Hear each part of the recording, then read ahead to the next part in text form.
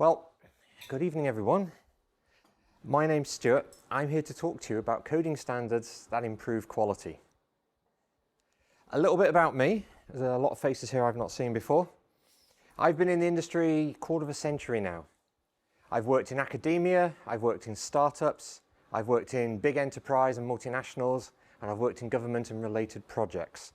And I've done most roles from CTO downwards over the years. So I haven't seen everything by any means, but I have seen a lot. These days I run my own consulting business called Ganbaro Digital. And if you want to follow us on Twitter, the handle's there on the slides. You're very welcome to follow me on Twitter if you want. However, please be warned, I'm passionate about my causes and I'm passionate about my hobbies, and I tweet a lot about both. So, would you say that was fair? I don't follow you on Twitter. Oh, well, that might be why. So if you're someone who prefers just tech stuff, follow the company instead. So to get started, can I get a show of hands? How many of you follow written coding standards? A little over half in the room. What do you follow? What are those coding standards, anybody? PSR2. PSR2? Okay, I have a lot of slides for that. Now, how many of you have actually written your own? Okay, that's good to see. For there are 3 or 4 hands. Hopefully we'll change that by the end of this talk, because I'm here to slay some dragons. I want to start off by talking about the myths around QA teams before we get to coding standards. So how many of you actually work in an organization where there's a QA team for you to hand your work off to?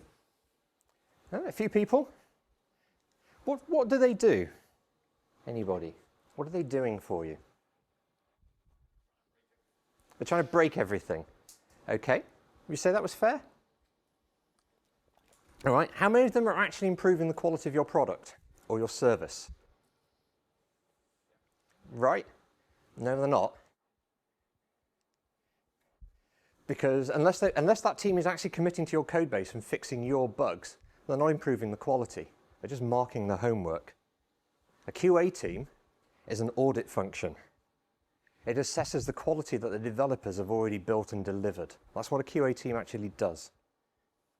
They absolutely do not assess code quality.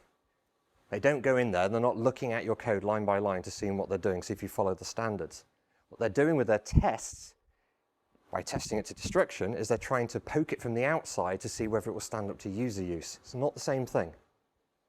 They're looking at the outcomes of the code you've shipped. See, the thing is with a QA team, anyone who thinks you're giving a code to QA team to improve the quality, well, that's just trying to outsource quality, and that's not how it works, because they're not a team that does construction. They do testing. Construction is done by people who are developers, people writing the code ultimately. Now, I'm talking about construction deliberately, because when it comes to coding standards, I want you to think of them as being like virtual building regulations. So if you're building a house, there's certain things you've got to do in order to meet local planning laws, for example. Coding standards are a similar kind of thing. They're not requirements. Requirements is the business or your organization telling you what they need. Your coding standards are just there to define how you go about it. And they're part of that solution. They're not the whole solution. Hopefully, your coding standards are part of something larger, which you may call an engineering manual. How many of you work in organizations with a full-blown engineering manual? Nobody. Okay. In the old days, in the pre-web industry, we had those, where we told developers exactly how to build things. But the thing is, coding standards don't always improve quality. Which leads me nicely onto PSR2.